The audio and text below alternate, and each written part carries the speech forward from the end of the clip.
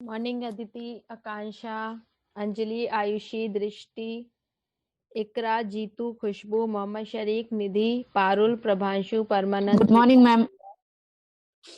Good morning ma'am. Tehzeeb, Tania, Vaishnavi, Vishishta, Yuvraj, Romi. Good morning to all of you. Good morning ma'am. Good morning बच्चों। Good morning ma'am. Good morning ma'am. Morning. Good morning ma'am. Good morning बेटा Sakshi. Good morning ma'am. Good morning बेटा तहजीब। बेटा हम सोच रहे हैं ना कि थोड़े से क्वेश्चन बचे थे एनवायरमेंटल इश्यूज के, आज खत्म कर देते हैं 2 मिनट में। ठीक है, 2 मिनट नहीं, 5 से 10 मिनट में। कल किसी ने फोटोकेमिकल स्मॉग पूछा था, फिर क्लास खत्म हो गई थी। इकरा तुमने पूछा था कि अदिति ने पूछा था? अदिति ने पूछा था शायद। अभी मैं आवाज से पहचान नहीं पाती हूँ एक्चुअली। ठीक है बेटा, फोटोकेमिकल स्मॉग जो है, हमने सेकेंडरी पॉल्यूटेंट्स की बात की थी ना एक दिन। Yes ma'am. जो पॉल्यूटेंट जो सबसे पहले निकलते हैं डायरेक्टली, कहाँ से निकलते हैं डायरेक्टली? ऑटोमोबाइल से या किसी इंडस्ट्री से जो गैसेस निकलती हैं, उनका जब आपस में रिएक्शन हो या उन पे यूवी लाइट का रिएक्शन हो, तब क्या बनते हैं? Secondary pollutants. मतलब एक चीज जो डायरेक्ट निकल रही है आपके इंडस्ट्रीज से, आपके ऑटोमोबाइल से, उसके बाद में जब वो आपस में रिएक्ट करके कुछ बनाती है तो उसे क्या कहते हैं? Secondary pollutant. जो डायरेक्ट निकला वो प्राइमरी, प्राइमरी के रिएक्शन से जो बना वो क्या बना? सेकेंडरी। सीवेज ट्रीटमेंट में देखा था ना, सबसे पहले प्राइमरी होता है, फिर प्राइमरी का यूज होके जो काम आगे बढ़ता है वो होता है सेकेंडरी। तो बेटा नाइट्रोजन के जो ऑक्साइड्स होते हैं,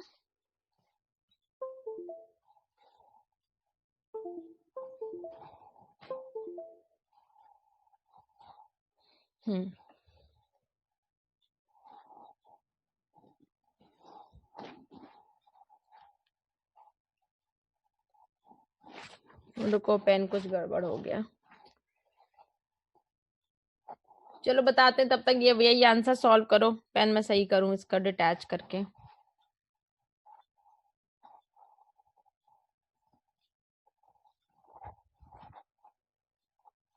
बताओ बेटा इसका आंसर। दूसरा मूवमेंट के लिए था, फॉरेस्ट मैम। फॉरेस्ट। फॉरेस्ट के लिए था। कौन सा अवार्ड सबसे पहले, कौन सी घटना हुई थी? अनीता। सबसे पहले फॉरेस्ट बचाने वाली कौन सी घटना हुई थी? What was the case study? Amrita Devi. Amrita Devi wild life protection act. किस सन में, किस ईयर में हुई थी? 1731। सही बता रहे हैं? 1731 में। और फिर उसके बाद कब हुई?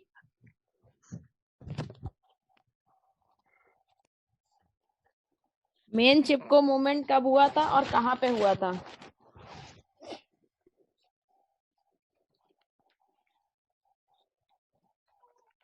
चिपको मूवमेंट में 1974 में हुआ। और 74 में क्या हुआ था? वाटर प्रिवेंशन एक्ट पास हुआ था। और शायद एक चीज और हुई थी ना? नहीं मैम, ये 2 चीज थी। 2 ही चीज थी। ठीक है, एक मिनट मैं जरा पेन को सही कर लूं।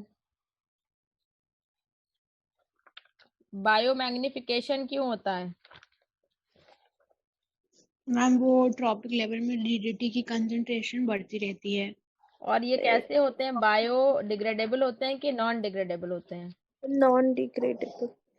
नॉन डिग्रेडेबल होते हैं बेटा। और एक पॉइंट और याद कर लो, ये नॉन डिग्रेडेबल के साथ में फैट सॉल्युबल होते हैं। अगर कोई चीज यूरिन से बाहर निकलनी है, एक्सक्रीट आउट होनी है, तो यूरिन में मेनली कौन सा सॉल्वेंट होता है? क्या? पानी होता है ना? यस मैम, वही कह रहे हैं, पोलर सॉल्वेंट। हाँ पोलर।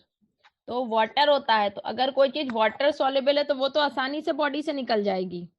और कोई चीज वाटर सॉल्युबल नहीं है तो नहीं निकलेगी। वो एक्सक्रीट आउट भी नहीं होगी, और बायोडिग्रेडेबल नहीं है तो और डिग्रेड नहीं होगा। तो याद रखना बेटा, इसका आंसर है लाइपोसॉल्युबल, मतलब लिपिड में सॉल्युबल जो चीजें होती हैं उनका भी बायोमैग्निफिकेशन होता है। ये पॉइंट वहां नोट करो।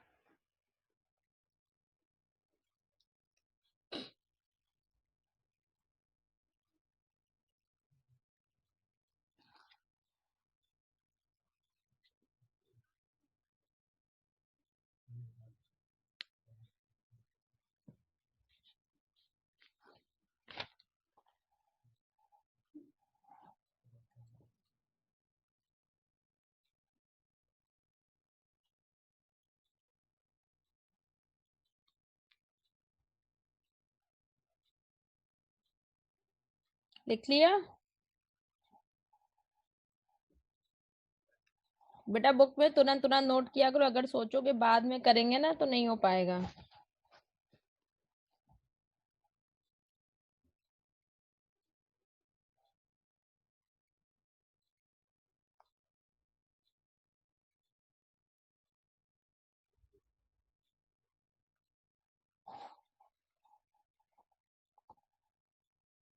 मैम लिपिड सॉल्युबल इसका सही आंसर है ना? हाँ, लिपिड में सॉल्युबल होगा, इसलिए वो एक्सक्रीट आउट नहीं होता है बॉडी से, और बॉडी में स्टे करता है, बॉडी में रुका रहता है। दूसरा क्या होता है, ये नॉन बायोडिग्रेडेबल होता है।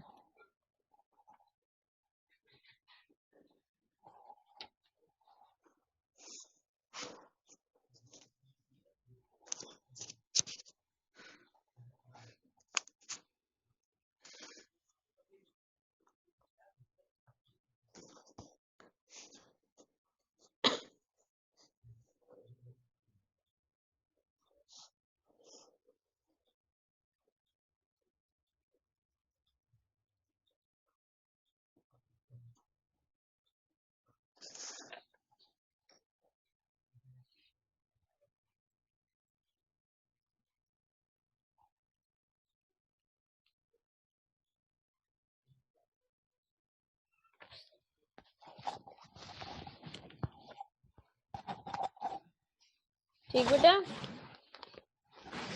ये आदत डाल लो, जैसे ही कोई पॉइंट मिले उसे सही जगह पे नोट कर लो, अगर सोचोगे बाद में नोट करेंगे तो नहीं हो पाएगा।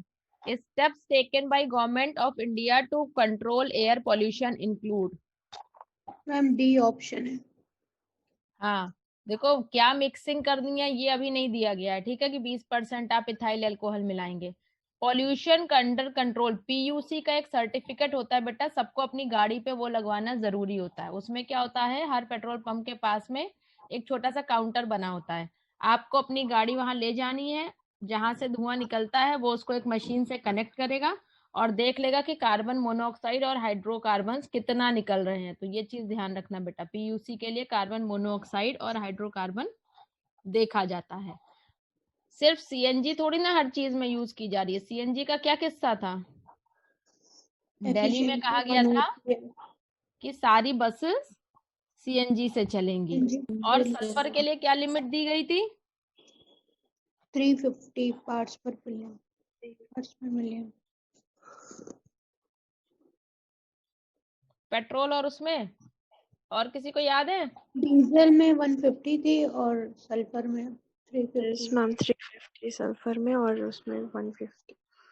350 सल्फर में नहीं बेटा, ये 350 या तो पेट्रोल में होगी और एक डीजल में लिमिट दी गई थी। पेट्रोल में सल्फर मैम, पेट्रोल में सल्फर 350 था, डीजल में और ये डीजल में सल्फर 150 था। था। बहुत बढ़िया, आपको याद था।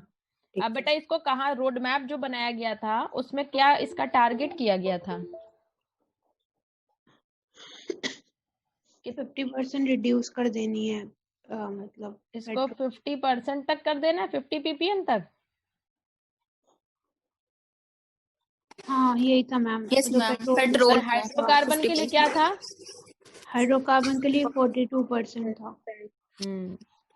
ऐसे बेटा जब भी क्वेश्चन करो पीछे की चीजें याद। मॉन्ट्रियल प्रोटोकॉल बेटा, मॉन्ट्रियल प्रोटोकॉल कब आया था? ओजोन डिप्लीशन के लिए आया था। First option. हाँ, ओजोन डिप्लीटिंग सब्सटेंसेस कौन है? CFC। CFCs हैं, CFCs क्या बनाते हैं? एटॉमिक क्लोरीन, है ना, और ये जाके ओजोन से रिएक्ट करके उसको तोड़ देता है, ओजोन को डिप्लीट। ऑक्सीजन में चेंज कर देती कहाँ है। होता है कांड पूरा? ये सब कहाँ हो रहा है? तोड़ फोड़ कहाँ होती है? स्ट्रैटो में कि स्ट्रेटोस्फीयर में। है? स्ट्रेटोस्फेयर में। स्ट्रेटोस्फीयर में हो। तो में क्या होता है, जो हमारी गाड़ियों से चीजें निकलती हैं वो आपस में रिएक्ट करके क्या बनाती हैं? ओजोन। इसीलिए ओजोन को क्या कहा जाता है? Secondary pollutant. हाँ, तो याद रखो बेटा। हाँ, अब लाओ उसका आंसर बता दे। स्मोक प्लस फॉग, नाम दे दिया गया स्मॉग। ठीक है, स्मॉग में मेनली बेटा दो कंपोनेंट होते हैं, PAN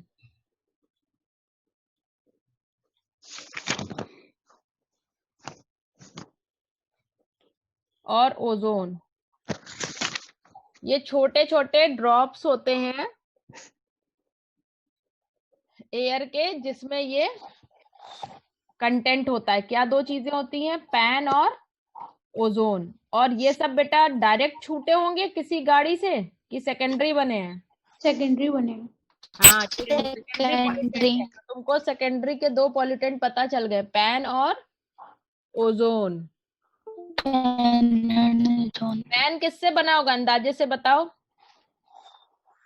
नाइट्रेट वगैरह से बना होगा। हाँ, जो नाइट्रोजन डाइऑक्साइड निकली होगी ये उससे बनता है। N2O से रिएक्शन करके परऑक्सी रेडिकल्स का बनता है ये। इतना तुम्हारे कोर्स में अभी है नहीं, तो तुम मोटा मोटा ही पहले आया है तो इसको ध्यान कर लो। Smoke plus fog is equal to smog, और इसमें दो सेकेंडरी पॉल्यूटेंट मेन रोल पैदा होता है, पैन और ओजोन का। ठीक है, पैन नाम से ही पता चल रहा है नाइट्रेट का है, यानी नाइट्रोजन के ऑक्साइड्स के रिएक्शन से बनेगा।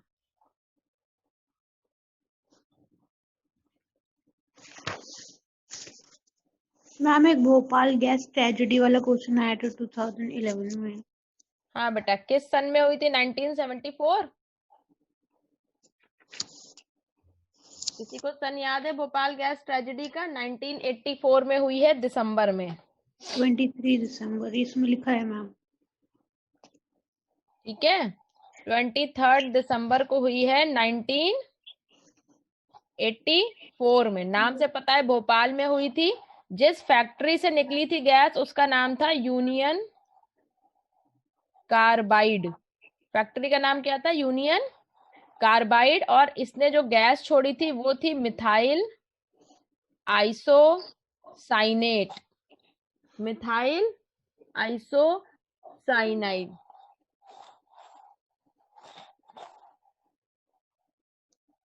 MIC कहते हैं इसको। ठीक है, MIC।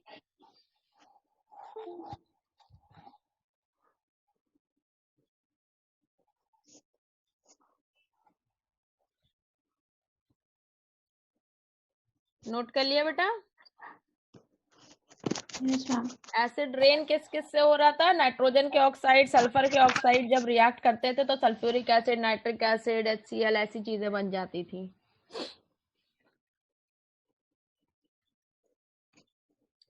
और बेटा COP दोहा में किस सन में हुआ था? दोहा में COP किस ईयर में हुआ था?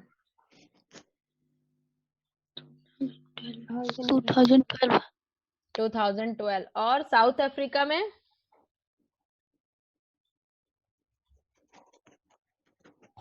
साउथ अफ्रीका था कि अमेरिका था?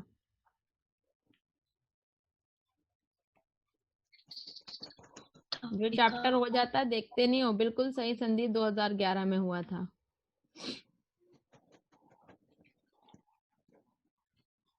पीछे का देखते रहो मेरे बच्चों। आ गए हम लोग। Global agreement in specific control strategies to reduce the release of ozone depleting. Ozone का कौन चक्कर है? मॉन्ट्रियल में। Second option. हाँ, south Second Africa, option. Very good साक्षी।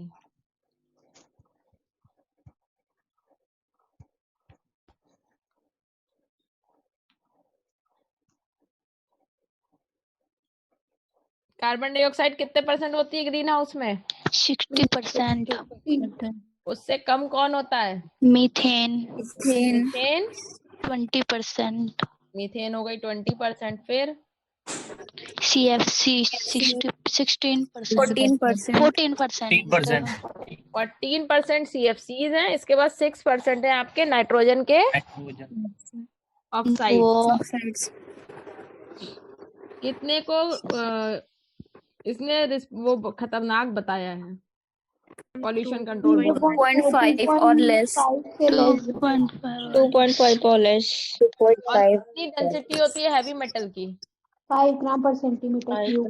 5 पर कौन कौन है heavy metals? Cadmium, copper, lead और copper, curie, copper, platinum, cadmium, copper, lead और मरकरी। हाँ, कैडमियम, प्लेटिनम, कॉपर, लेड और palladium, mercury. Cadmium, copper, lead, mercury. हाँ। लेड तो एंड बेटा मर्करी। मरकरी ज्यादा हो जाता है तो कौन सी डिजीज होती है? आपके में लिखा नहीं है लेकिन पहले आया है ये। मिनीमाटा डिसीज। हाँ, याद रखना, मरकरी, मिनीमाटा। और आर्सेनिक ज्यादा हो जाता है तो फ्लोरोसिस हो जाती है। मैम आर्सेनिक ज्यादा हो जाता है तो क्या हो जाता है? फ्लोरोसिस, मैम ये तो फ्लूरोसिस। बहुत पहले आया है, फ्लोरोसिस। तो क्यों लंका। मिनामाटा याद रखना बेटा, मरकरी, वहां से मरकरी, वहां से मिनामाटा।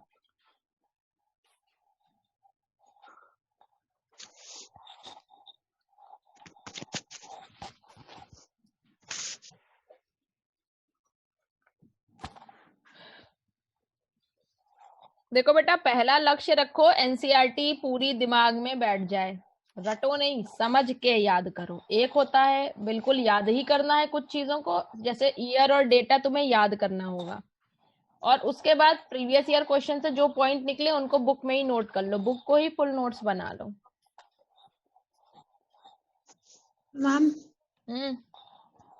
मैम ये इसमें पूछा है which one of the following statement is wrong in case of Bhopal gas tragedy. तुम बेटा क्वेश्चन हमको उस पर भेज देना तो हम चारों उस पर लिखी हुई रहेंगी तो हम जल्दी कर लेंगे। ठीक है मैम। ठीक है, मेरा नंबर वो ग्रुप है ना, उस पर डाल दे। 70% total global carbon is found in carbon ocean. Oceans. ये इसका नहीं है, ये अगले चैप्टर में दिया हुआ है क्वेश्चन। इलेक्ट्रोस्टैटिक प्रेसिपिटेटर क्या साफ करते थे? Particulate matter. यहाँ पे इसको एसपीएम नाम दिया है, तो बेटा जहां पर्टिकुलेट मैटर लिखा है वहां एसपीएम लिखो और उसका फुल फॉर्म लिखो। Suspended particulate matter.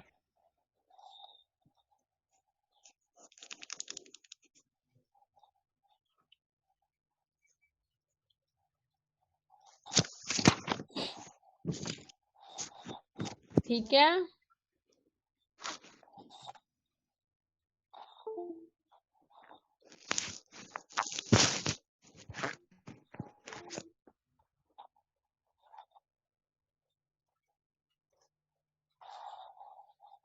ये बात हमने कई बार कही है कि अपने बुक पे पॉइंट तुरंत नोट करो। जब पूरा चैप्टर हो जाए तो उसके ईयर्स अलग लिख लिया करो एक जगह पे। रेडी, आगे चले। Bio indicator of water pollution.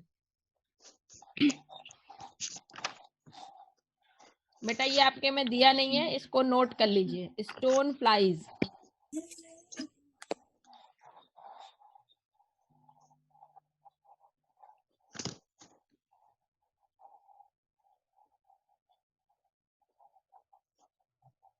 SO2 का कौन था इंडिकेटर? लाइकेंस। तो जितना गंदा होता था उतने लाइकेन ज्यादा होते थे? No ma'am. नो मैम, कम होते थे। कम।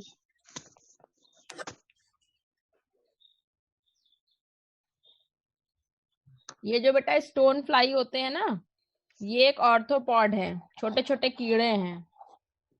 और ये पानी में ऑक्सीजन के लेवल से बहुत सेंसिटिव रहते हैं। अगर ऑक्सीजन का लेवल कम होने लगेगा तो ये नहीं रहेंगे। ठीक है, अब ये बताओ, अगर ऑक्सीजन का लेवल कम हो रहा है पानी में तो वो ज्यादा पॉल्यूटेड पानी है, उसका बीओडी ज्यादा है कि कम है? दोनों आंसर बताओ। कम है बीओडी मैम। बीओडी कम है। बीओडी कम है बीओडी। अगर बीओडी कम होगा तो ऑक्सीजन कम होगी। हाँ यस मैम। Yes ma'am. हम लोग ना कान पकड़ के ना उसको कस के नो मैम। मैम बीओडी ज्यादा होगा मैम बीओडी क्योंकि ज्यादा ऑक्सीजन कम है ना तो होगा, ऑक्सीजन ध्यान कम से होगा। सुनो बेटा, मुझे पता था गड़बड़ करेंगे कुछ बच्चे। ऑक्सीजन यूज हो जाएगा। ध्यान से मैम सुनो, पोल्यूटेड ज्यादा होगा तो बीओडी ज्यादा होगी और ऑक्सीजन कम होगा। पॉल्यूटेड ज्यादा। हाँ। ठीक है, पॉल्यूटेड ज्यादा मतलब तो उसमें BOD ज्यादा। ऑर्गेनिक गंदगी ज्यादा है। ज्यादा है। ठीक है, अगर पॉल्यूटेड ज्यादा होगी तो इसका मतलब अब शुरू क्या होगा, उसकी ऑक्सीजन धीरे धीरे खत्म होती रहेगी। कम होगी। ऑक्सीजन क्यों कम होगी बेटा?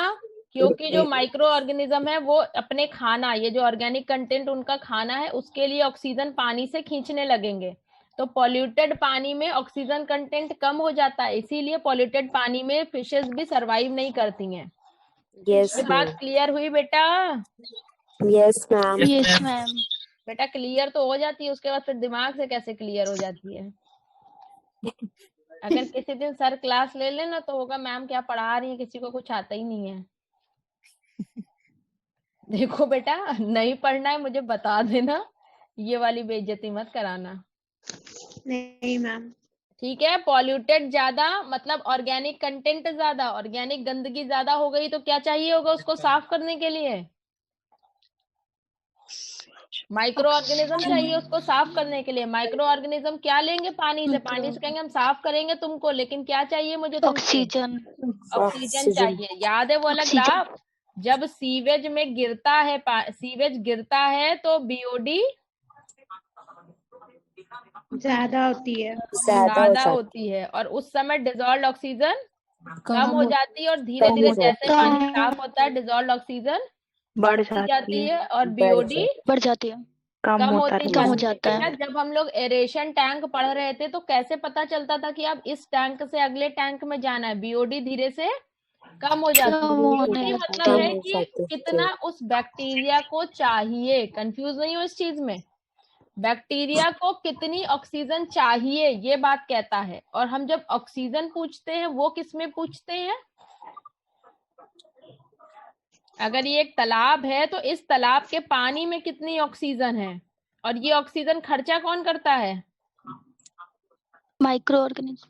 माइक्रो ऑर्गेनिज्म खर्चा करते हैं। किस काम के लिए खर्चा करते हैं? इस पानी को ऑर्गेनिक साफ करने के लिए। जितना करने के लिए। पॉल्यूटेड उतना ऑर्गेनिक कंटेंट ज्यादा, उतना बीओडी ज्यादा। इतना बात याद रखो। और उतना Yes. ऑक्सीजन डिजॉल्व कम। कम। सब चीज ज्यादा है, एक चीज कम है, कौन? Dissolve oxygen.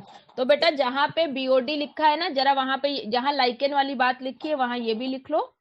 Stone flies are indicator of water pollution. नहीं सॉरी, ये वाटर पोल्यूशन का वो नहीं होगा। नॉट पूछा है क्या? नॉट नॉट पूछा है। Not a bio indicator.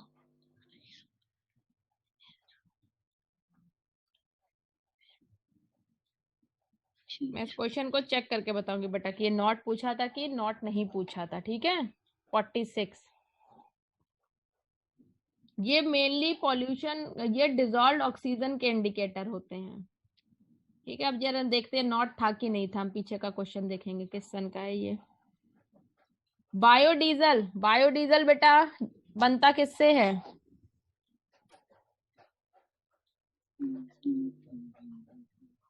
बीच में पेड़ से डीजल, बायोडीजल बन रहा था।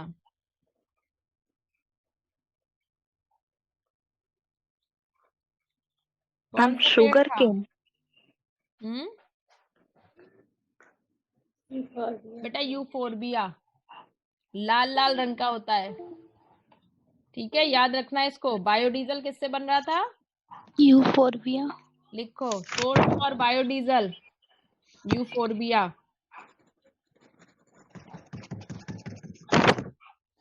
क्वेश्चन कराने में हम जल्दी चाह के भी नहीं कर सकते हैं, क्योंकि बहुत सारी बातें आगे पीछे की करनी पड़ती है। कोई सो तो नहीं रहा है? Ma'am no ma'am. लिख लिया? Yes ma'am. Source of biodiesel euphorbia. Euphorbia. Photochemical smog pollution does not contain. अभी बताया था स्मॉग में मेन दो कंपोनेंट कौन है? पैन और पैन एंड ओजोन। पैन बनाने के लिए क्या चाहिए? नाइट्रोजन के ऑक्साइड। यानी ये कार्बन डाइऑक्साइड क्या है? Odd man out. वही मॉन्ट्रियल प्रोटोकॉल किस ईयर में लगाया गया था? 1987 में हुआ था। और लागू कब से हुआ था? इम्प्लीकेट 1989 से। कहाँ हुआ था मॉन्ट्रियल प्रोटोकॉल? दिया है आपके में? नहीं दिया? मॉन्ट्रियल में हुआ होगा। नहीं मैम। मॉन्ट्रियल प्रोटोकॉल है, मॉन्ट्रियल में हुआ था। कनाडा में। हाँ कनाडा में। बेटा, ये मेन हेडिंग्स हैं। जब ये चैप्टर पढ़ोगे तो इन हेडिंग्स के थ्रू तुम्हें ध्यान रखना है। एक बार ऐसे ऊपर से नीचे आओ और देखो कोई चीज ऐसी रह गई है जो छूट गई है इनमें से। फिर एक बच्चा कह रहा था एग्जाम्पलर लगाने हैं ना।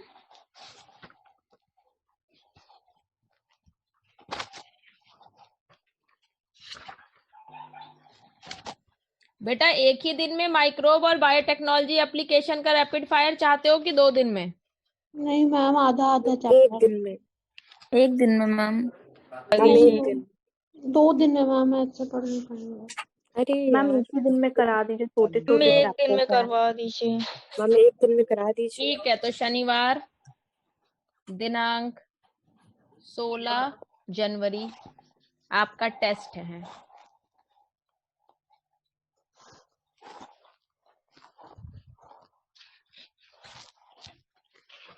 एनवायरमेंटल इश्यूज का देख दें तुम लोग का एग्जाम्पलर। बेटा, क्वेश्चन हम बोल रहे हैं, जरा ध्यान से सुनते जाना और आंसर करना, ठीक है? इसकी मेरे पास स्लाइड नहीं है, एक्चुअली इस पे पेज मेकर खुलता नहीं है। Non biodegradable pollutants are created by nature, excessive use of resources, human या नेचुरल डिजास्टर्स। ह्यूमन। इन सब में से किस गतिविधि से, किस प्रोसेस से नॉन बायोडिग्रेडेबल बनता है? ह्यूमन। ह्यूमन सही साक्षी।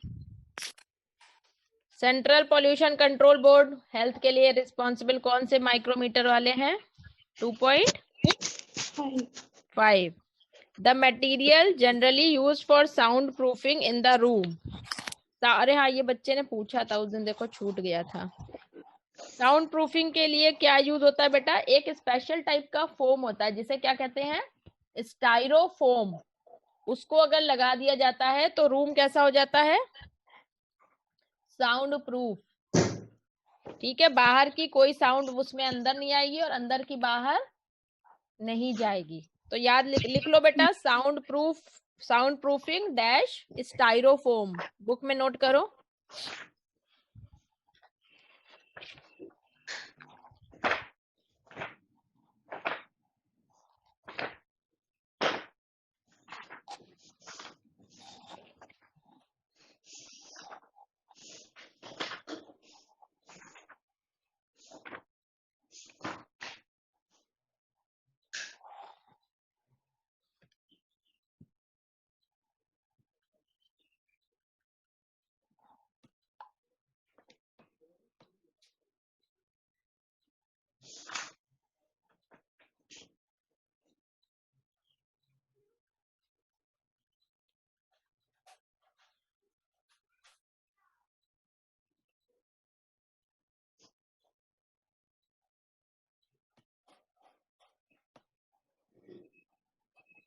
हाँ बेटा, सीएनजी क्या होता है? Propane, methane, ethane, butane.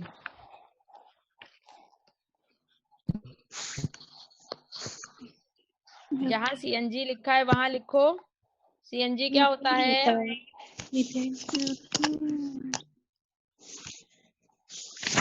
CNG is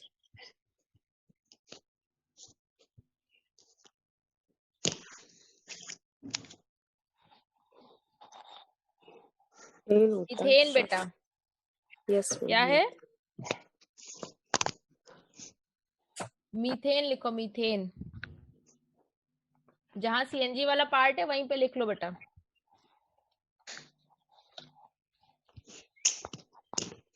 बेटा जब टेस्ट हुआ करें तो प्रीवियस ईयर के भी क्वेश्चन लगा के ही टेस्ट देने जाना, ठीक है? क्योंकि उसकी भी प्रैक्टिस करनी है। बाद में कहोगे अरे ये क्वेश्चन तो हमारे उसमें था ही नहीं एनसीईआरटी में। प्रीवियस ईयर कराया जाता है ना बाद में। Yes ma'am. सब दोनों चैप्टर्स की है प्रीवियस ईयर की फाइल या बुक है कोई? है मैम। ठीक। World's most problematic aquatic weed, सबसे ज्यादा गड़बड़ कौन सी वीड करती है? सबको पता होना चाहिए। मैम पीडीएफ है। कॉर्निया। आइकॉर्निया। और एलियन स्पीशीज बाकी दो कौन सी हैं? Parthenium, carrot grass. लाल्टेन लेके कहाँ गई? आइकॉर्निया के पास। लैंटेना। ठीक है बेटा। दो बताओ जल्दी से, बायोमैग्निफिकेशन किन किन की वजह से होता है? आपकी बुक में कौन सी दो चीजें दी हैं? मर्करी और डीडीटी। Very good. डीडीटी का फुल फॉर्म क्या है? डाइक्लोरोइथेन। Dichloro diphenyl trichloroethane. लिखो डाइक्लोरो डाइक्लोरो डाइफिनाइल। दो फिनाइल ग्रुप भी हैं, दो क्लोरीन के ग्रुप भी हैं, और इथेन में कितनी क्लोरीन है? 3। Dichloro dimethyl trichloroethane. लिख लिया? Dichloro diphenyl ट्राइक्लोरोइथेन।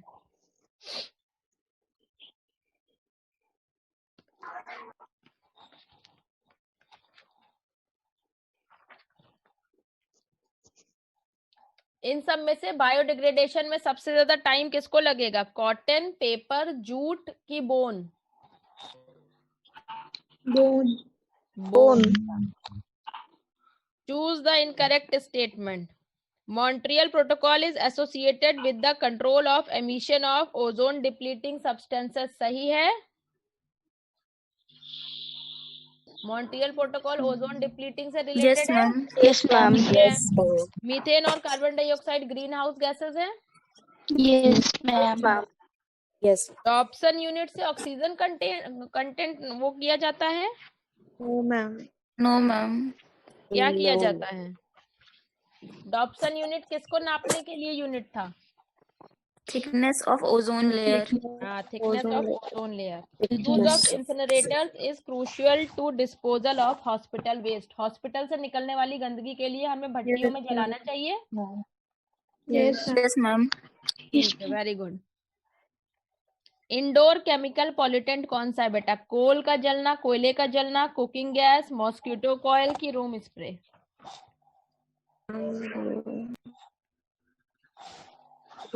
मॉस्किटो कॉयल जब कमरे में जलाते हैं तो बहुत बढ़िया काम करते हैं। कछुआ छाप और ये सब जब जलता है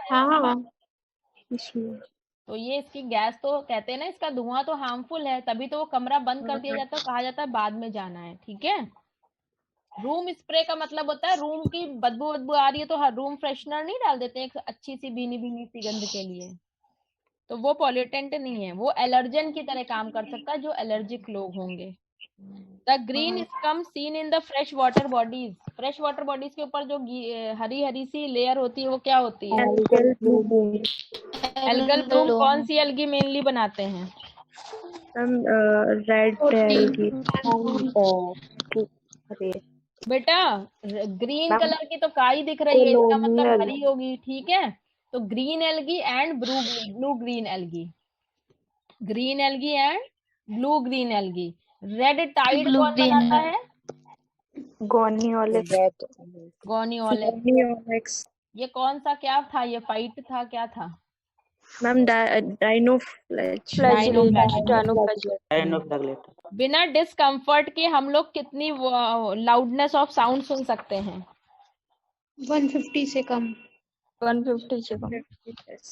80 dB 80 dB तक बेटा हम लोग बहुत आराम से बर्दाश्त कर सकते हैं। कितना? 80 डेसिबल।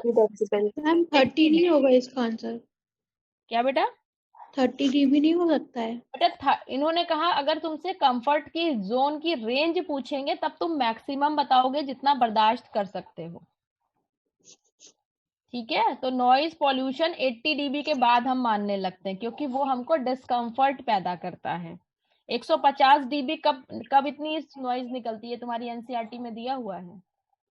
जेट प्लेन में। जब जेट प्लेन्स या रॉकेट्स चलते हैं तो क्या होती है साउंड? 150 dB या उससे ज्यादा। तो याद रखो हमारे लिए कंफर्टेबल जोन कितनी है? 80 dB. The major source of noise pollution worldwide is due to office equipment, transport equipment, sugar, textile, paper industries, oil refineries, thermal power plants. Transport. सबसे ज्यादा नॉइज कहाँ से होती है बेटा जो हम लोग झेलते हैं? सेकंड अभी निकल जाओ रोड पे, शांतिपूर्ण है आपकी रोड?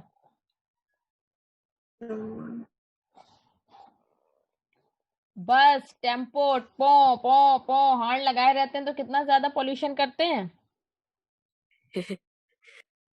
अभी तुम लोग कानपुर में मेट्रो बन रही होगी, जो लोग कानपुर में हैं, अगर किसी ऐसे इलाके से गुजरते हो तो क्या बहुत शांति रहती है? नो तो मैम। ट्रांसपोर्ट सिस्टम की वजह से बहुत ज्यादा नॉइज पोल्यूशन होता है। इंडस्ट्रीज में तो क्या होता है बेटा, आपके वो लगा दिए जाते हैं, क्या कहते हैं? Sound absorbing material. Sound एब्जॉर्बेंट्स। Environment protection act कब आया है? 1986। इसमें और एयर प्रिवेंशन कब आया है? 1981 में आता है। और फिर इसमें अमेंडमेंट कब हुआ है? एयर पोल्यूशन एक्ट में कुछ जोड़ा गया है, कब जोड़ा गया है? 1987 में नॉइज को एयर पोल्यूशन में इंक्लूड कर दिया गया है। Very good. और वाटर एक्ट कब आया है बेटा? 1974। हाँ, तो देखो इन्होंने खुद ही एक क्वेश्चन में इकट्ठा कर दिया था। कैटालिटिक कन्वर्टर्स जो होते हैं बेटा वो अनबर्न्ड हाइड्रोकार्बन को किस में चेंज करते हैं? Carbon dioxide of water. Carbon dioxide confuse होने की जरूरत नहीं है। अनबर्न्ड हाइड्रोकार्बन कहा है, मतलब हाइड्रोकार्बन में क्या दो चीज मेन है? H और C। तो C से CO2 बना दिया और H से क्या बना दिया? वाटर। सल्फर को पेट्रोलियम प्रोडक्ट से कैसे हटा सकते हैं? अगर सल्फर को हटा देंगे पेट्रोलियम प्रोडक्ट से तो क्या फायदा होगा? सल्फर डाइऑक्साइड कम निकलेगी, ऑटोमोबाइल इंजन की एफिशिएंसी बढ़ जाएगी और इंजन में आवाज कम होगी। देखो बेटा अगर पेट्रोल में सल्फर है तो वो आखिरी में क्या बना के निकलेगा बाहर? सल्फर डाइऑक्साइड बनाएगा। ठीक है, सल्फर डाइऑक्साइड बाद में सेकेंडरी पॉल्यूटेंट बना देंगे। तो इसलिए किस लिए सल्फर को कम किया जाता है पेट्रोल में? ताकि सल्फर डाइऑक्साइड की मात्रा कम हो जाए। ठीक है, ये पॉइंट दिमाग में रख लो या कॉपी में रख लो, जहां रखना है रख लो, इसको बस लॉक कर देना। कौन सी इम्प्योरिटी आसानी से वेस्ट वाटर से निकल सकती है बेटा? Bacteria, colloids, dissolved solid, suspended solid? Suspended solid. Suspended solid. हाँ, वो क्या होंगे? आराम से नीचे बैठ जाएंगे। उसके लिए तुम्हें कुछ करना नहीं है बेटा। उसका मतलब क्या? वो आराम से नीचे तुम कुछ करोगे, सिर्फ उस पानी को छोड़ दो, वो अपने आप बैठ गया। ठीक है, इसलिए सबसे आसान कौन से होते हैं? Suspended solids. क्योंकि डिसॉल्व सॉलिड को तुम कैसे बैठाओगे? किसको बैठना आसान है? जो इसमें घूम रहा हो। कंटामिनेशन ऑफ वाटर से कौन सी डिजीज नहीं होती है बेटा? Hepatitis B, jaundice, typhoid, cholera. Human disease वाले चैप्टर पे दिमाग लगाओ। Hepatitis B. हेपेटाइटिस बी कैसी डिजीज है? सेक्शुअली ट्रांसमिटेड STD है। हाँ, वायरल डिजीज है ना? Yes ma'am. STD है। STD।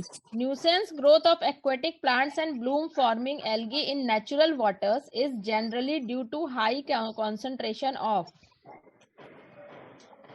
बहुत सारा जो एल्गल ब्लूम बनता है उसमें उस Phosphorus. पानी में क्या चीज बहुत ज्यादा होगी बेटा? कार्बन, कैल्शियम, सल्फर या फास्फोरस। अगर बहुत सारी चीजें उग रही हैं इसका मतलब कोई न्यूट्रिएंट है जो बहुत ज्यादा है। कौन कौन से न्यूट्रिएंट होते हैं जिसके लिए पेड़ कभी कभी सिम्बियोसिस में भी रहते हैं? Phosphorus Phosphorus and nitrogen. हाँ, तो यहाँ पे क्या होगा? Phosphorus. फास्फोरस एग्जाम्पल में दिया है। Very good Sandeep. नाइट्रेट्स तो हो सकता है ना? बेटा इसमें एग्जाम्पल, हाँ नाइट्रोजन वाले भी हो सकते हैं लेकिन इसमें दिया नहीं है, इसीलिए इन्होंने सिर्फ एक ही टाइप का दिया था बेटा। Nitrates ma'am, nitrates. Nitrogen as a वो कंपाउंड लेगा, अब वो किस फॉर्म में उसको खींचता है? नाइट्रेट्स, नाइट्राइट्स, इन फॉर्म में उसको सॉल्युबल फॉर्म में खींचेगा। ठीक है, तो फास्फोरस और नाइट्रोजन होते हैं कंपाउंड्स। क्लियर? याद हो गया? Yes, ma'am. एल्गल ब्लूम्स एक स्पेशल कलर क्यों देते हैं? उनके पिगमेंट की वजह से वो कोई extra coloured substance excrete out करते हैं, या एल्गी के डिग्रेडेशन की वजह से होता है, या absorption of light by algal cell wall? Pigment. कौन कौन से एल्गी होते हैं? अभी हमने नाम पढ़े थे, बताओ जरा। Blue green algae. और green algae, blue green algae और ग्रीन एल्गी। रेड एल्गी कहाँ होते हैं बेटा? सबसे deep inside the sea. Deep inside the sea होगा। और यहाँ पे हम बात क्या कर रहे हैं? जो ऊपर तैर रहा है। यूवी रेज से एसोसिएटेड क्या है बेटा? Bio magnification, eutrophication, snow blindness की BOD? Snow blindness. Biodegradable organic matter से रिलेटेड क्या है? मैम फिर से बोलिए क्वेश्चन। बायोडिग्रेडेबल ऑर्गेनिक मैटर किससे रिलेटेड होगा? बायो मैग्निफिकेशन, यूट्रोफिकेशन की बीओडी? बीओडी से बीओडी। बीओडी से होगा। बायोडिग्रेडेबल ऑर्गेनिक मैटर ज्यादा है तो पानी का बीओडी ज्यादा। पानी के लिए अब उसको ऑक्सीजन ज्यादा चाहिए साफ करने। बीओडी का मतलब है कि हमको ऑक्सीजन ज्यादा चाहिए साफ करने के लिए, और पॉल्यूशन मतलब ज्यादा है। डीडीटी बेटा क्या है? बायो मैग्निफिकेशन की यूट्रोफिकेशन? मैग्निफिकेशन। और फॉस्फेट्स जो है अगर बढ़ रहे हैं पानी में तो वो क्या हो रहा है लेक का? Natural ageing. हाँ, यूट्रोफिकेशन। 3 माइल आइलैंड और Chernobyl disaster with accidental leakage of radio active. तो Bhopal gas tragedy, methyl iso, हमने साइनाइड लिख दिया तो साइनेट कर लेना उसको। ठीक है, methyl iso साइनेट।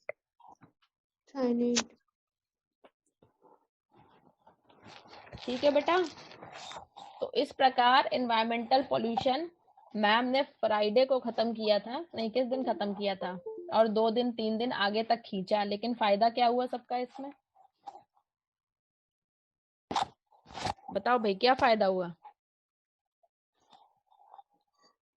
Previous year question कर लिए। नहीं, प्रीवियस ईयर क्वेश्चन तो मैम कराती ही, लेकिन चैप्टर के तुरंत बाद नहीं कराया मैम ने इस बार।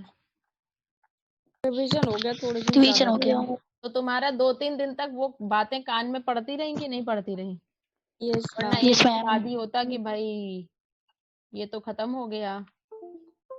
चलो भाई, अब जरा देखा जाए क्या पढ़े लिखे हो तुम लोग। कल हम लोगों ने क्या पढ़ा था बेटा?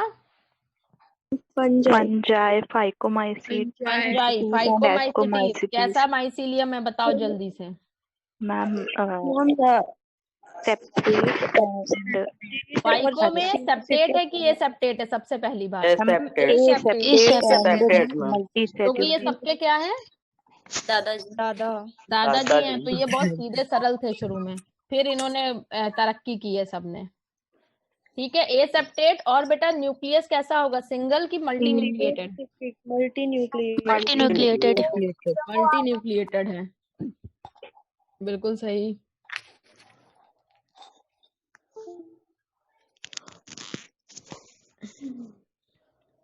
मल्टी न्यूक्लिएटेड थे, तो किसको क्या कहते हैं? सिनोसिटिक। फंजाई में इसमें कौन से स्पोर्स बनते हैं एसेक्सुअल रिप्रोडक्शन के लिए? मैम कोनिडिया और कोनिडिया। लगाओ लपड़। फाइकोमाइसीटीज की बात कर रहे थे, पढ़ा नहीं है? जो स्पोरस में और ए प्लानोस्पोर्स बनते हैं। एप्लानोस्पोर अब बताओ नॉन मोटाइल कौन से होते हैं? ए प्लानोस्पोर्स। हाँ, ए प्लानोस्पोर, ए लग गया तो वो ना ही कहेगा हर बात में, याद रखना इस बात को बेटा। बहुत छोटे क्वेश्चन है, तुम लोग आंसर गलत मत दो भाई। हाँ, इसके आगे वाला पेज था। हाँ बेटा, तो ए प्लानोस्पोर हो गया और जूस्पोर हो गया। और सेक्सुअल रिप्रोडक्शन में क्या करते थे ये?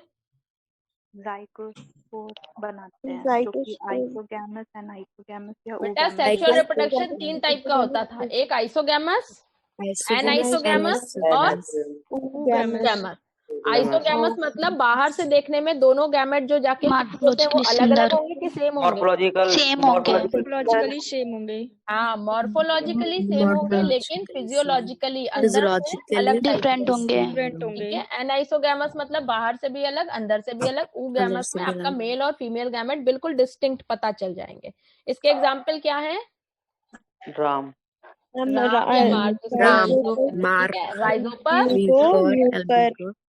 राइजोपस किसका है बेटा? Bread mould. ठीक है। एल्ब्यूगो क्या करता है?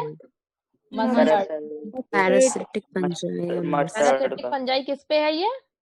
मस्टर्ड पे। अब बेटा एस्कोमाइसिटीज में ध्यान रखना, एस्को को वर्ड कहाँ आ रहा है? एस्को में। तो सबसे पहले बताओ यूनिसेलुलर कौन सा है इसमें?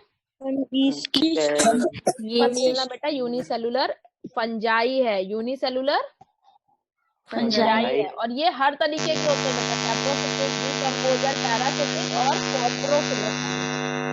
आवाज आ रही है बेटा? Yes ma'am. हाँ, ए सेक्सुअल स्पोर का क्या नाम है इसमें?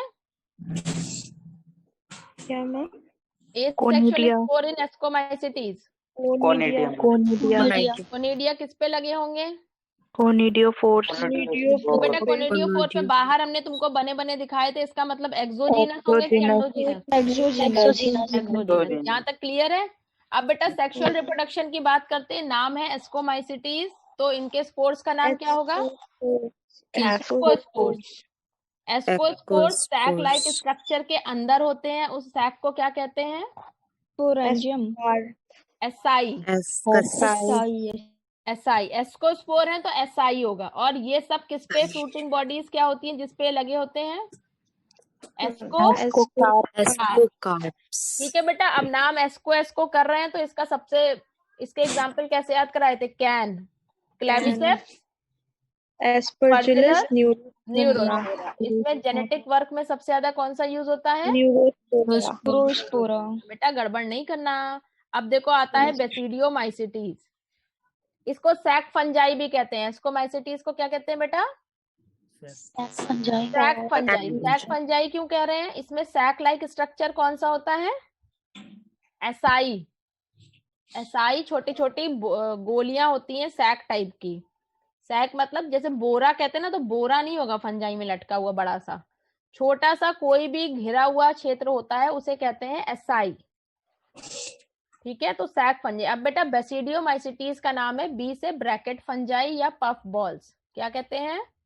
ब्रैकेट फंजाई या पफ बॉल्स। इसमें बेटा मेन मशरूम्स आते हैं, तो मशरूम से याद रखना इसको। क्या कहते हैं? ब्रैकेट फंजाई या पफ बॉल्स। ये भी बेटा सॉइल में होते हैं। और मशरूम कहाँ उगते हैं? कभी कभी देखा मैम स्क्रीन नहीं आ रही है। ओहो, मैम बहुत पहले से नहीं आ रही, तो बच्चों बता दिया करो। आ गई? पहले वाली हम क्यों दिखाते हैं? हम तो क्वेश्चन पूछ रहे थे, तुम लोग देख के आंसर नहीं कर देते। Basidiomycetes common name? Bracket fungi या पफ बॉल्स। ठीक है। मशरूम कैसा होता है? गोल बॉल की तरह नहीं, ऊपर छत्ता होता है उसका। अरे मशरूम जानते हो ना सब लोग? Yes ma'am. ठीक है बेटा, ये कहाँ मशरूम को देखो, अगर तुमने देखा होगा तो ये मिट्टी पे या लकड़ियां कहीं सड़ रही होती हैं उस पे उगाते हैं। ठीक है, या प्लांट बॉडीज पे उगते हैं। ये मेनली डिजीज कॉजिंग होते हैं, जैसे डिजीजेस के नाम है रस्ट और स्मट। रस्ट और स्मट। बेटा अब ये दादाजी तो है नहीं, तो इनका कैसा होगा? ब्रांच्ड और सेप्टेट, जैसा पीछे वाले का था, ब्रांचेस भी हो गई होंगी और सेप्टा भी हो गया होगा। ए सेक्सुअल स्पोर्स मिलते ही नहीं है, चलो अच्छा हुआ, याद करने की भी नहीं जरूरत पड़ेगी।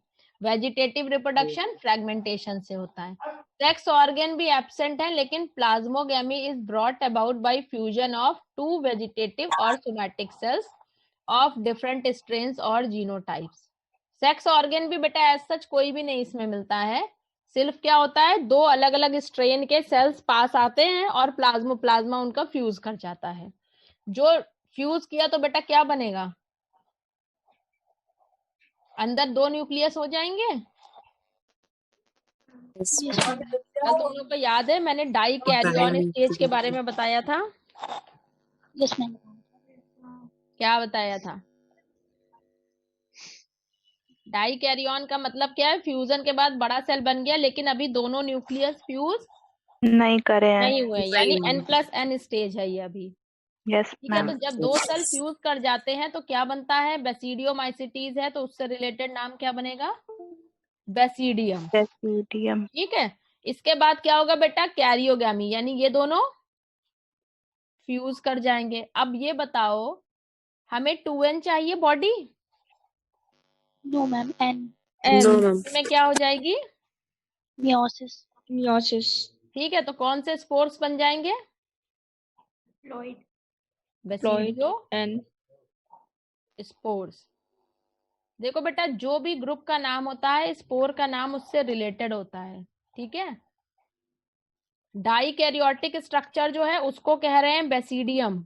ठीक है, और बेसिडियम में जब कैरियोगैमी होके 2N बन जाएगा तो मियोसिस के बाद क्या बनाएगा, बेसिडियोस्पोर्स। तो बेसिडियोस्पोर्स किस पे बनेंगे, बेसिडियम या बेसिडिया पे। और ऊपर एस्कोस्पोर्स किस पे बनते थे, एसआई पे।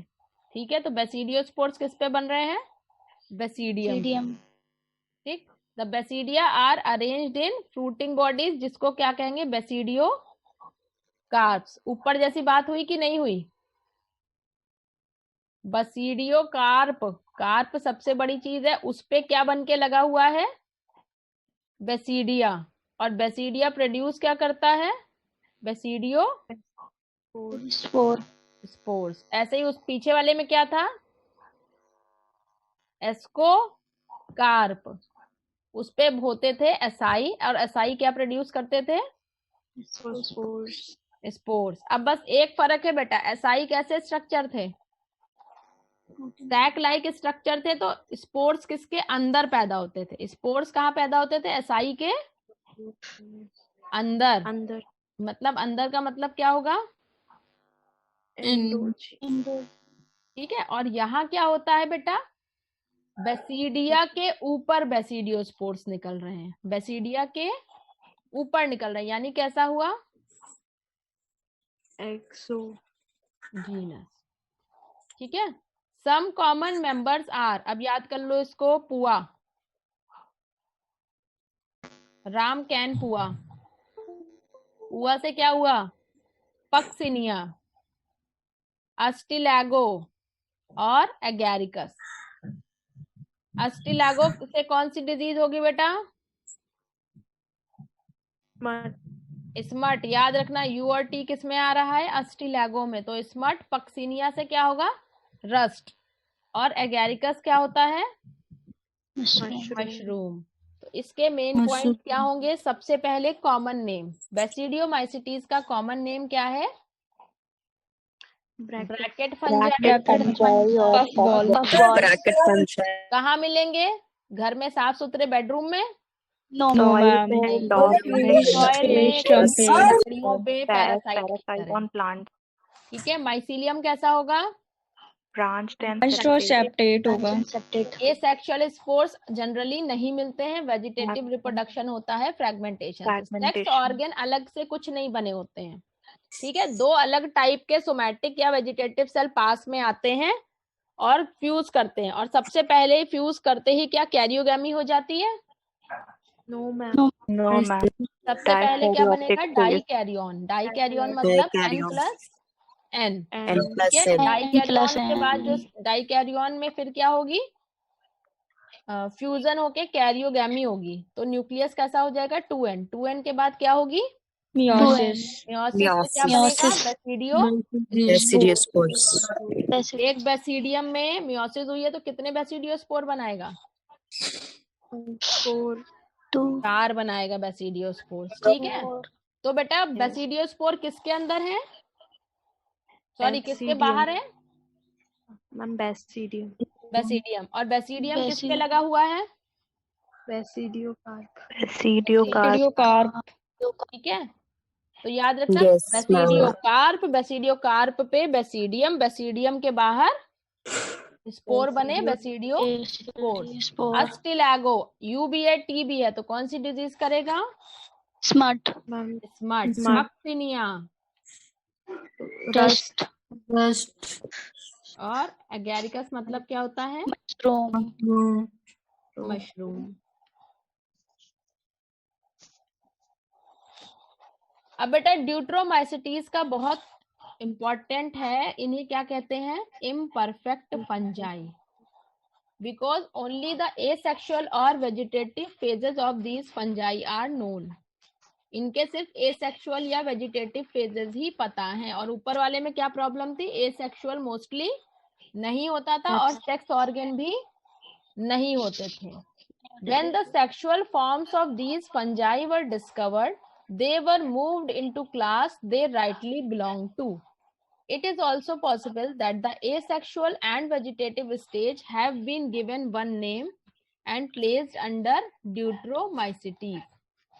ठीक है, इस फंजाई के कौन से फेजेस पता थे बेटा, पहले एसेक्सुअल या वेजिटेटिव, इनको किसमें डाल दिया गया था, ड्यूट्रोमाइसिटीज में। Letter when the linkages were established, फिर धीरे धीरे क्या किया गया, पता लगाया गया कि ये सेक्सुअल फेजेस जो हैं वो भी इसी की हैं, तो इसे ड्यूट्रोमाइसिटीज से हटा भी दिया गया था। Once perfect stages of members of deuteromycetes were discovered, they were often moved to ascomycetes and basidiomycetes. अब बेटा इसलिए ना बड़ा ही कंफ्यूजिंग ब्रांच था, इसके अंदर शुरू में जो मिले उनमें सिर्फ एसेक्सुअल और वेजिटेटिव फेसेस थे, ठीक है। तो जब एसेक्सुअल और वेजिटेटिव पार्ट था तो इनको ड्यूट्रोमाइसिटीज में अलग ही कर दिया गया, इन्होंने कहा इसमें सेक्सुअल नहीं हो रहा है तो इसको हम लोग ड्यूट्रोमाइसिटीज में कर देंगे। फिर धीरे से कुछ की सेक्सुअल साइकिल भी पता चलने लगी, तो इनको बीच बीच में उठा के किस में डाल देते थे, अच्छा इसमें एसेक्सुअल सेक्सुअल दोनों है, चलो ये तो एस्कोमाइसिटीज की तरह लग रहा है, अच्छा ये तो बेसिडियो की तरह लग रहा है, यानी इसमें जो थे जैसे जैसे खोज होती जा रही थी इनको एस्को और बेसिडियो में डालना शुरू कर दिया गया, इसलिए इनको क्या कहा जाता है, इम्परफेक्ट फंजाई। इनके एसेक्सुअल स्पोर्स जो हैं वो क्या होते हैं बेटा, कोनिडिया, और कोनिडिया अभी हमने किसमें देखे थे, एस्को में देखे थे। इसका मतलब क्या हुआ, एसेक्सुअल रिप्रोडक्शन में ये किससे मिलते हैं, एस्कोमाइसिटीज। माइसीलियम कैसा है बेटा, सेप्टेट और branched, some members are saprophytes और parasites while a large numbers are decomposers। Example याद कर लो बेटा, कैट, राम कैन पुआ कैट, ठीक है। कॉलीट्राइकम, ऑल्टरनेरिया, ट्राइकोडर्मा, ट्राइकोडर्मा याद है बेटा, यस मैम, ट्राइकोडर्मा पॉलीस्पोर, हाँ इससे कुछ निकलता था, साइक्लोस्पोरिन, क्या निकलता था बेटा, साइक्लोस्पोरिन, हाँ साइक्लोस्पोरिन ए निकलता था। और दूसरा ट्राइकोडर्मा की स्पीशीज रूट पे पैरासाइट होती थी, तो उन प्लांट्स में डिजीज नहीं होती थी, बायो कंट्रोल एजेंट थी। अब बेटा जरा मन में मनन करो और देखो पहले सबसे पहली चीज एग्जाम्पल याद हुए कि नहीं, राइजोपस, एल्ब्यूगो, म्यूकर। राइजोपस कौन सा मोल्ड होता है, कॉमनली नोन एज,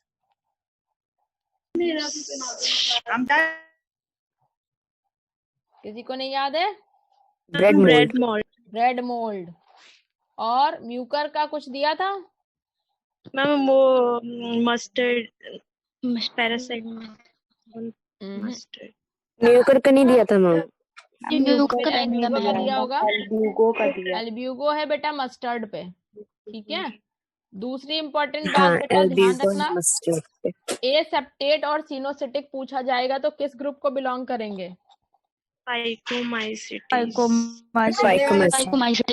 इसके एसेक्सुअल स्पोर्स क्या है? जू स्पोर्स एंड ए प्लानोस्पोर्स। जू स्पोर्स कैसे हैं? मोटाइल। ए प्लानोस्पोर्स कैसे हैं? Non motile. सेक्सुअल रिप्रोडक्शन तीनों तरह से होगा इसमें। एस्कोमाइसिटीज की खास बात यह है कि इसमें सब मल्टीसेलुलर है सिवाय एक के, जिसका नाम क्या है? सैक्रोमाइसीज या ईस्ट, ठीक है। माइसीलियम अब आगे कैसे होंगे? सेप्टेट और ब्रांच्ड होंगे, ठीक है। एस्कोमाइसिटीज है एसेक्सुअल, कोनिडिया से होगा। कोनिडिया किस पे मिलेंगे? कोनिडियो स्पोर्स पे। कोनिडियो स्पोर्स पे ये बाहर उगेंगे कि अंदर?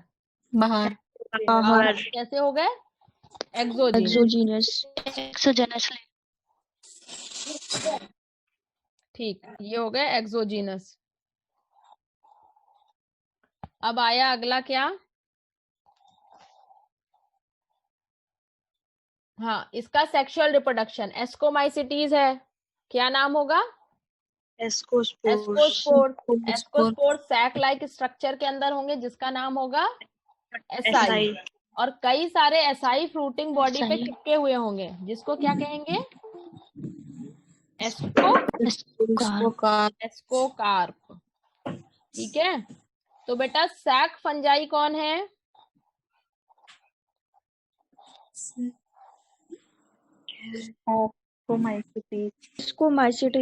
एस्कोमाइसिटीज क्या है? Sac fungi. बेसिटोमाइसिटीज क्या है? ब्रैकेट फंजाई या पफ बॉल्स। इसके बाद ड्यूट्रोमाइसिटीज क्या है बेटा? इम्परफेक्ट फंजाई, ठीक है। इसके एग्जाम्पल क्या है बेटा? पेनिसिलियम, यीस्ट और कैन, क्लैविसेप्स, न्यूरोस्पोरा और एस्कोमाइसिटीज है तो एस्परजिलस। बेटा अब यह ध्यान रखना, अगर हम पूछें कि जेनेटिक स्टडीज के लिए कौन सा फंजाई ग्रुप इंपॉर्टेंट है? न्यूरोस्पोरा तो बेटा नाम है फंजाई का, ग्रुप पूछे कौन सा? ठीक है बेटा, क्वेश्चन ऐसे ही बनने हैं, कुछ नया नहीं आना है। बेसिडियोमाइसिटीज ब्रैकेट फंजाई, मशरूम या पफ बॉल का होता है। इससे और कौन सी डिजीजेस होती है? Rust and smut. बेसिडियोमाइसिटीज में क्या होता है बेटा? एसेक्सुअल नहीं होता है, वेजिटेटिव में फ्रेगमेंटेशन होता है। सेक्सुअल वाले में भी कोई स्पेशल सेक्स ऑर्गन नहीं मिलते हैं, दो अलग टाइप के सेल्स आते हैं, माइसीलियम आपस में फ्यूज करते हैं। सबसे पहले कौन सी स्टेज आती है? प्लाज्मोगैमी के बाद क्या बन जाता है? डाइकैरियोटिक, मतलब दोनों न्यूक्लियस दूर दूर है। फिर क्या हुआ? कैरियोगैमी हो गई, न्यूक्लियस कंबाइन हो गया, ठीक है। न्यूक्लियस कंबाइन हो गया, अब 2n हो गया, हमें 2n नहीं चाहिए। अब क्या होगा 2n में? मियोसिस। तो ये जो फ्यूज होके बना था इसे क्या कहते हैं? बेसिडियम, ठीक है। बेसिडियम के अंदर बनेगा कि बाहर बनेगा? बाहर। बेसिडियम ने बाहर कौन से स्पोर्स बनाए? बेसिडियोस्पोर्स। और ये पूरा बेसिडियम किस पे लगा होगा? कई सारे बेसिडियम जो होते हैं फ्रूटिंग बॉडी बनाते हैं, बेसिडियोकार्प, ठीक है बेटा। तो इसमें जो सेक्सुअल रिप्रोडक्शन है वो कैसा बना रहा है? एक्सोजीनस। एंडोजीनस अभी तक किसको पढ़ा है तुमने? एसाई वाला। बेटा जो सैक वाला काम है ना, सैक, जो बोरा या थैली वाला काम है उसमें अंदर बनता है, बाकी सब में हर चीज बाहर है। इसके एग्जाम्पल क्या है बेटा? रस्ट किससे होगा? पक्षिनिया से। और अस्टिलागो मशरूम एगैरिकस। और कैन उवाक। और आखिरी कौन सा है? कैट क्या है?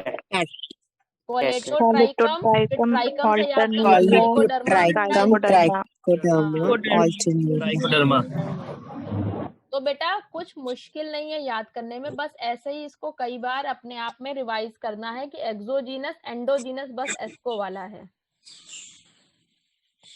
बेटा प्लांटी यहाँ पे बताएं कि पूरा आगे पढ़ोगे ही चैप्टर? आगे मैम आगे। ठीक है, और बस ये पार्ट कर ले। Viruses, viroids, prions and lichens. बेटा मान के चलो एक क्वेश्चन पक्का, 100% श्योर शॉट एक क्वेश्चन इससे जरूर आएगा।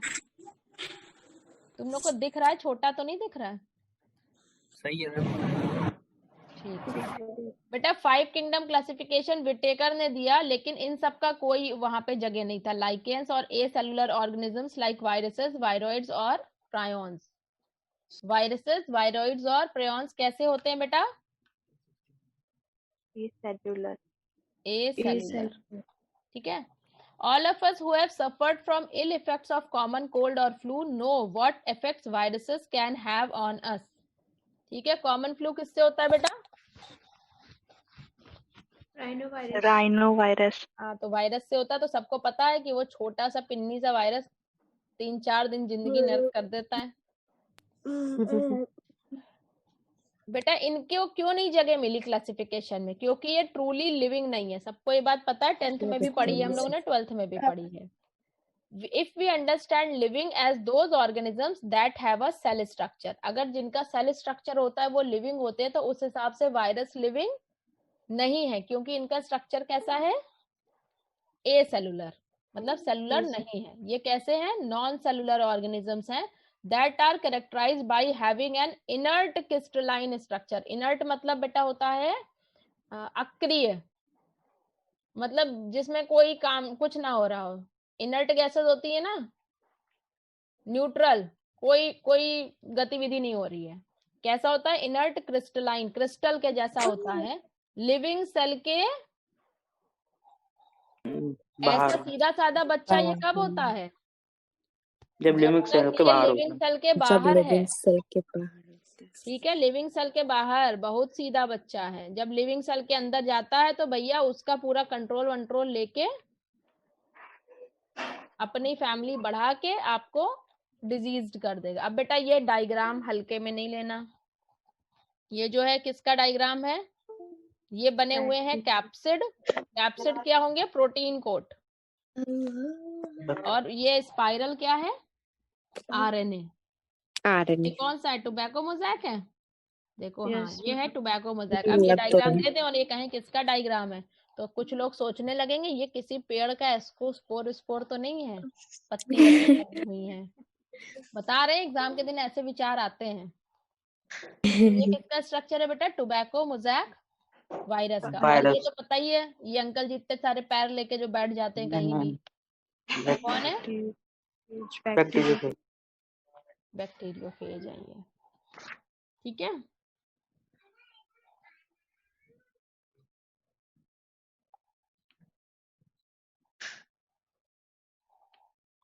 once they infect a cell they take over the machinery. एक बार किसी सेल को इन्फेक्शन दे देंगे और क्या करेंगे? उसकी जो मशीनरी है रेप्लिकेशन पे, उसका कंट्रोल ले लेंगे। ठीक है, और होस्ट को मार के अपनी बहुत सारी फैमिली बना लेंगे। अब बताओ इसके ऐसे कारनामे हैं। अब इसको लिविंग कहें कि नॉन लिविंग कहें? क्वेश्चन मार्क आ जाता है। तो ये नॉन लिविंग कब तक है? बाहर। लिविंग सेल के बाहर।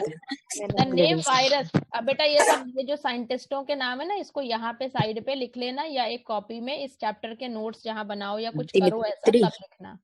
Dmitry Ivanovsky 1892। क्या नाम दिया इसका? वेनम, मतलब जहर या पॉइजनस फ्लूइड। ठीक है, जो टोबैको में मोज़ैक डिजीज करते थे उसको इन्होंने नाम क्या दिया? वेनम या पॉइजनस फ्लूइड। किसने नाम दिया? Dmitri Ivanovsky. These were found to be smaller than the bacteria because they passed through bacteria-proof filters. बेटा एक फिल्टर था जिससे बैक्टीरिया पास नहीं कर पाते थे। ठीक है, लेकिन ये पास हो गया। इसका मतलब ये बैक्टीरिया से छोटा था कि बड़ा था? छोटा था। ठीक है, अब आए बीजर्निक। बीजर्निक कब आए? 98 में। अभी 92 की बात चल रही थी। इन्होंने क्या किया? सबसे पहले वायरस कहाँ खोजे गए थे बेटा? टोबैको प्लांट में। टोबैको प्लांट में एक बीमारी हो रही थी, उसी पे सब लोग रिसर्च कर रहे थे। इन्होंने भी टोबैको प्लांट लिया और उसका एक्सट्रैक्ट बनाया। जिस पत्ती पे प्रॉब्लम थी ना, इस पत्ती पे गड़बड़ थी, इसको उन्होंने कूट पीस के इसका एक सॉल्यूशन बनाया, ठीक है। और इस फ्लूइड का नाम क्या दिया? Contagium vivum fluidum. अब कैसे याद होगा? कंटेजियम मतलब होता है कंटेजियस शब्द से लिया गया है, मतलब ये इन्फेक्शियस है, वायरस का फ्लूइड है। अब स्टेनले अंकल ने क्या किया? स्टेनले ने क्या किया बेटा? Virus could be crystallised and crystals consist largely of proteins. Virus को क्रिस्टलाइज किया जा सकता है और क्रिस्टल में मेनली क्या होता है? प्रोटीन। बेटा आरएनए कितना होगा बेटा? एक स्ट्रैंड होगा या दो स्ट्रैंड होगा? डीएनए कितना होगा? एक स्ट्रैंड या दो स्ट्रैंड होगा? सबसे ज्यादा क्या होता है? बाहर का खोल।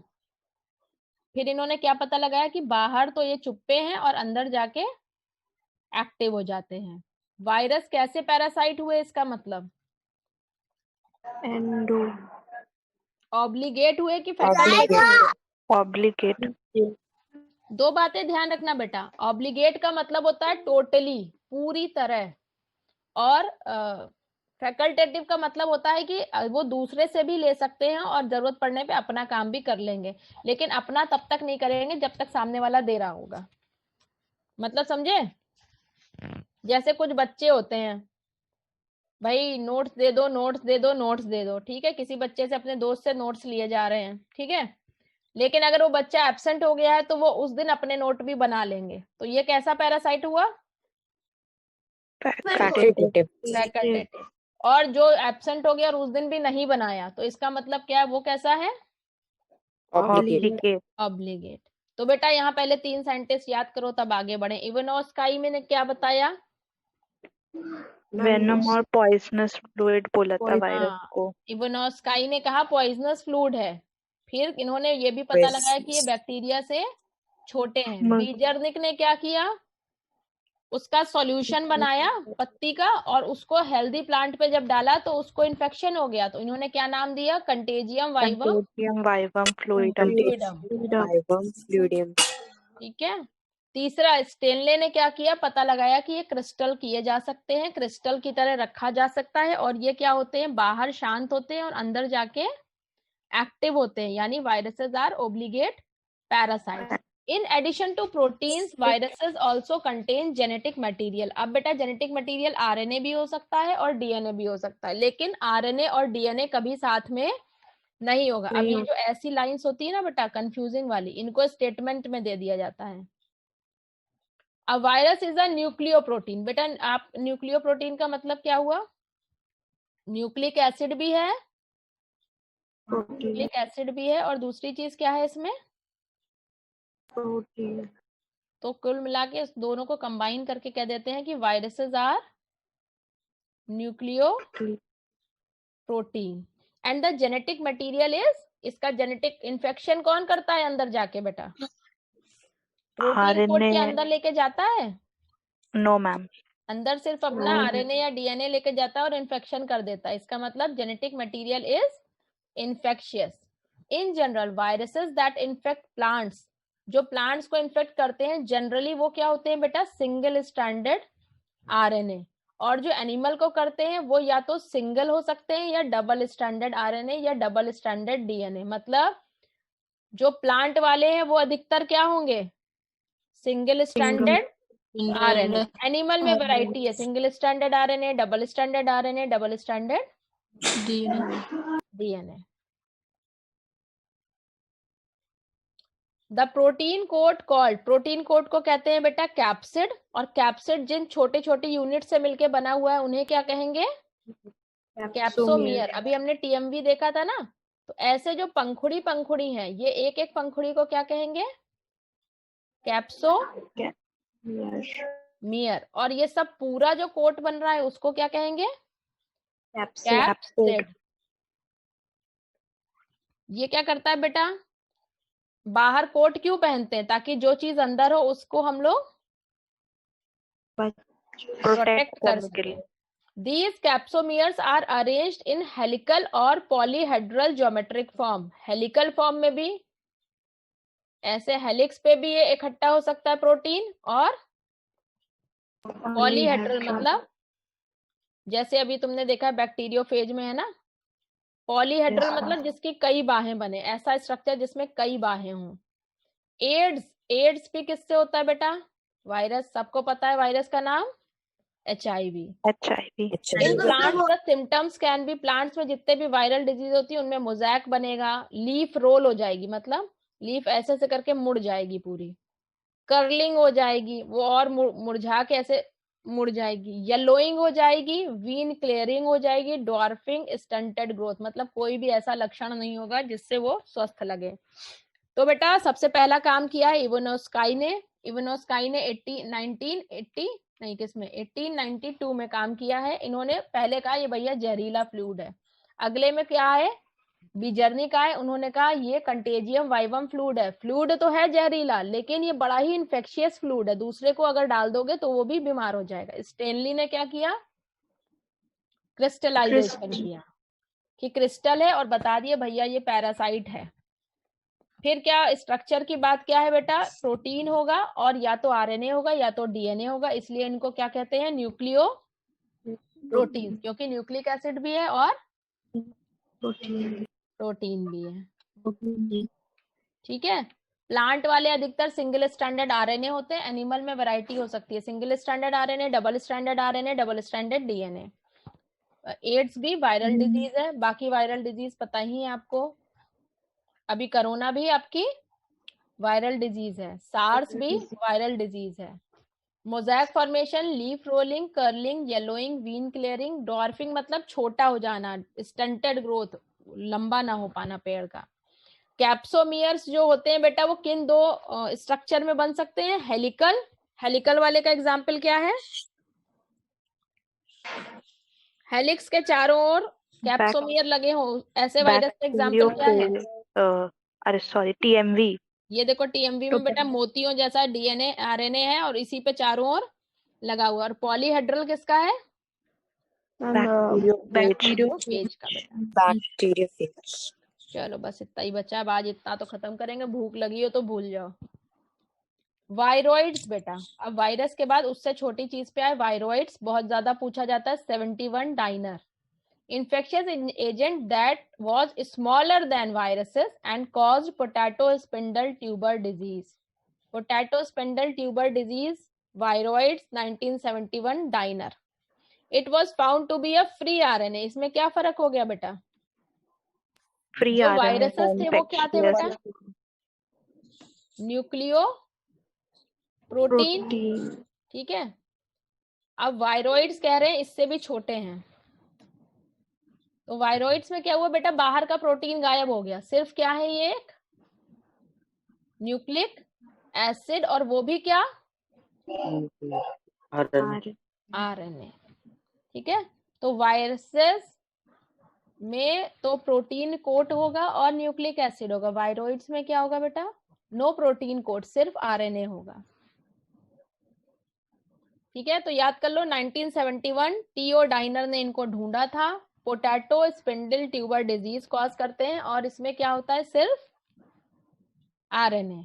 1971 डाइनर जी ने ढूंढा, पोटैटो स्पिंडल ट्यूबर डिजीज करता था और सिर्फ RNA था।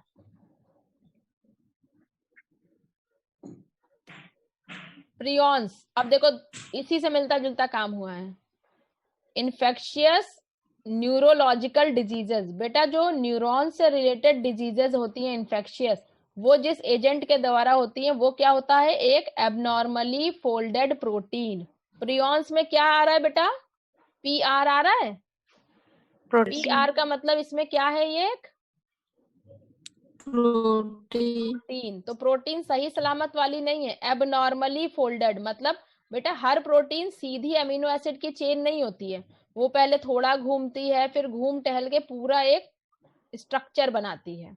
तो एबनॉर्मली फोल्डेड मतलब इसकी फोल्डिंग में कुछ गड़बड़ हो गई है। तो अगर पूछा जाए prions are normally folded protein, abnormally folded protein, RNA, DNA, क्या बताओगे, Abnormally folded protein. ये भी वायरस से छोटी होंगी और इनको क्या कहा गया, prions. The most notable diseases caused by prions are, अब बेटा ये एग्जाम्पल याद रखना, bovine spongiform encephalopathy, commonly called mad cow disease in cattle, और इसका एक होता है CR Jacob disease in human. Mad cow disease नाम से ही पता चल रहा है किसमें होगी, काऊ में, और जैकब अंकल आ गए हैं तो किसमें होगी, ह्यूमन। ह्यूमन में। तो प्रियॉन्स क्या होते हैं बेटा, न्यूरोलॉजिकल डिजीजेस कॉज करते हैं। इसका एजेंट क्या होता है, सिर्फ प्रोटीन। प्रोटीन वो भी कैसी, फोल्डेड सही से फोल्ड नहीं हो पाई थी वो प्रोटीन, अपना स्ट्रक्चर सही से नहीं बना पाती थी। डिजीज कौन सी कॉज करेगा, bovine spongiform disease, bovine spongiform encephalopathy. और इसको क्या कहते हैं, बोवाइन नाम आया है तो इसमें कौन आ जाएगा, cow. Mad cow disease in cattle कौन करता है, प्रियॉन्स। और CR Jacob disease human. Lichen सबको पता है, एल्गी और फंजाई का सिम्बियोटिक रिलेशनशिप होता है। एल्गी का जो पार्ट है उसको कहते हैं फाइकोबायोन्ट, और जो फंजाई का पार्ट है उसको क्या कहते हैं, माइकोबायोन्ट। एल्गी वाला पार्ट जो है वो ऑटोट्रॉफिक होगा, और फंजाई वाला पार्ट क्या होगा, हेट्रोट्रॉफिक। खाना कौन बनाएगा बेटा, एल्गी बनाएगा कि फंजाई बनाएगा, कहाँ जा रही है अभी खाना नहीं बनाना है, माइक बंद कर दो बेटा कोई अभी कुछ नहीं, अभी सब लोग पढ़ो बाद में बनाएंगे। जल्दी बताओ बेटा, एल्गी वाले पार्ट को क्या कहते हैं, फाइकोबियंट। पता नहीं, फाइकोबायोन्ट। और हाँ वाले पार्ट को फाइकोबायंट। पता नहीं। बेटा यहाँ कंफ्यूज नहीं होना, माइक बंद करवाइए, बनाओगी उसका बायोन्ट क्लास ले लो, उसके बाद बनाना, क्योंकि 11:30 होने जा रहा है। अंजलि तुम्हारा माइक ओपन है। अंजलि है। तो याद करो बेटा, फाइकोबायोन्ट कौन सा है, एल्गी की फंजाई, एल्गी। फंजाई फ से है लेकिन उसका क्या है, माइकोबायोन्ट। एल्गी अपना खाना खुद बनाएंगे तो ये कैसे होंगे, ऑटोट्रॉफिक। माइकोबायोन्ट उसके खाने पे डिपेंडेंट है तो कैसे होंगे, हेट्रोट्रॉफिक। ठीक है। अब बेटा इसमें सिम्बियोटिक है, इसका मतलब एल्गी खाना देता है और फंजाई से क्या लेगा, न्यूट्रिएंट। फंजाई क्या करेगा, नीचे से जो एब्जॉर्ब करेगा मिनरल न्यूट्रिएंट, वो सब किसको देगा, एल्गी को। और एल्गी को रहने की जगह भी देगा। मतलब क्या क्या देगा, पानी और खाना वो देगा, खाना वो देगा। Lichens are good indicators of pollution, सबको पता है। SO2 अगर होगा ज्यादा तो लाइकेंस नहीं। दीदी नहीं सही लग रही तो रहने दो, मत बनाओ। अरे बेटा अंजलि अपना माइक डिस्कस कर लेना 5 मिनट बाद। आलू रखे, आलू ले लो, बाद में बनाएंगे सब्जी 1:30 बजे के बाद। ना माइक अरे तो आलू कोई नहीं खाएगा भैया। अंजलि राजपूत माइक तो ऑफ कर लो। अच्छा शांति रखो, अब सब लोग ध्यान से इसका। मैम आप उसको म्यूट सॉरी मैम, कर गलती से दीजिए। टच हो गया। वायरॉइड में क्या है बेटा, मैम वायरॉइड में क्या होता है, फ्री आरएनए। किसने ढूंढा, 1971 में। कौन सी डिजीज, स्पिंडल ट्यूबर डिजीज। ठीक है। तो सबसे पहले वायरस जो देखे थे वो क्या थे, प्रोटीन प्लस न्यूक्लिक एसिड। अब हम क्या देख रहे हैं, दोनों चीजें अलग अलग। अगर सिर्फ एबनॉर्मली फोल्डेड प्रोटीन होती है तो वो क्या होती है, प्रायोन्स जो है। ये बेटा कैसी डिजीजेस कॉज करते हैं, अगर कोई पूछे, digestive system, respiratory system, neurological करते हैं। अगर नाम है मैड काउ डिजीज तो दिमाग से ही तो पगलाई होगी। ठीक है। तो मैड काउ डिजीज कौन कॉज करता है, प्रियॉन्स। ठीक है। दूसरा नाम क्या है, बोवाइन स्पॉन्जीफॉर्म इंसेफेलोपैथी। बेटा encephalopathy BSE Japanese Japanese encephalitis पढ़ते थे ना, बीच में एक बुखार आता था ना जो दिमागी बुखार होता था, यस मैम। बहुत सारे बच्चों Yes, की ma'am. डेथ हो गई थी उसमें। तो इंसेफेलोपैथी का मतलब होता है दिमाग से रिलेटेड कुछ। तो बोवाइन स्पॉन्जीफॉर्म इंसेफेलोपैथी या मैड काउ डिजीज या सीआर जैकब डिजीज, इस सब का विलन कौन है? प्रियॉन। Prions. लाइकेंस बेटा अलग टाइप के हैं क्योंकि वो सिम्बियोसिस करते हैं एल्गी और फंजाई की। एल्गी के पार्ट को क्या कहते हैं? कोबियंट। और फंजाई फॉस है लेकिन उसका पार्ट क्या होता है? माइक्रोबायोम। माइकोबियम।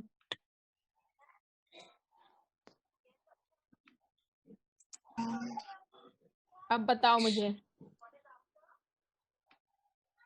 ये चैप्टर तो खत्म हो गया मेरे लिए, तुम्हारे लिए नहीं खत्म हुआ है। इसका हम लोग क्वेश्चन करेंगे कल। तो जो पढ़ के नहीं आएगा वो मेरे आंसर नहीं दे पाएगा। ठीक है, टाइम हो गया क्या? यस मैम, टाइम हो गया, अगली क्लास है।